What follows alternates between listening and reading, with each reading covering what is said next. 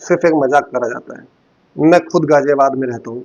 गाजियाबाद में एक हॉस्पिटल है सरकारी एमएमजी, वहां पर लोग जाने से डरते हैं, प्राइवेट अस्पताल में जाना पसंद करते हैं। और सबसे मजे की बात यह है कि इसी गाजियाबाद के अंदर इंदिरापुरम क्षेत्र में एक बड़े प्राइवेट हॉस्पिटल का उद्घाटन करने के लिए हमारे प्रांत के मुख्यमंत्री, हमारे देश की राष्ट्रपति आती हैं, उस प्राइवेट अस्पताल का उद्घाटन करती हैं। क्या इस प्राइवेट अस्पताल में जिसका वो उद्घाटन करके गए हैं, किसी गरीब का इलाज हो पाएगा?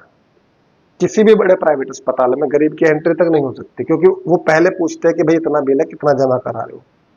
तो ये हालात है देश के दोस्त। अस्पतालों को सुधारने के, बढ़ाने के बजाय प्राइवेट अस्पतालों के उद्घाटन करने हमारे देश के राष्ट्रपति, प्रांत के मुख्यमंत्री, ऐसे ऐसे लोग आते हैं। तो उस चीज से आप हॉस्पिटल वाले की पावर का अंदाजा लगाइए। माफी चाहता हूँ।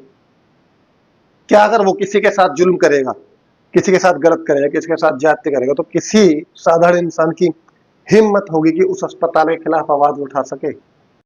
उनके लिए सरकारी अस्पताल के नाम पर सिर्फ एक मजाक करा जाता है। मैं खुद गाजियाबाद में रहता हूँ।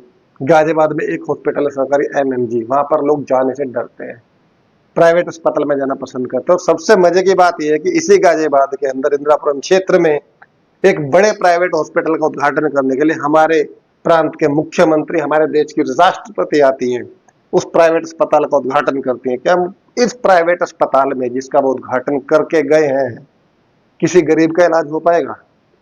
किसी भी बड़े प्राइवेट अस्पताल में गरीब की एंट्री तक नहीं हो सकती, क्योंकि वो पहले पूछते हैं कि भाई इतना बिल है, कितना जमा करा रहे हो।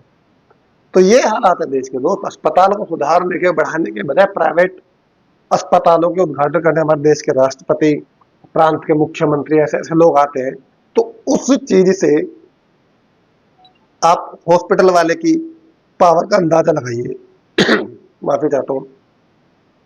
क्या अगर वो किसी के साथ जुल्म करेगा, किसी के साथ गलत करेगा, किसी के साथ ज्यादती करेगा, तो किसी साधारण इंसान की हिम्मत होगी कि उस अस्पताल के खिलाफ आवाज उठा सके?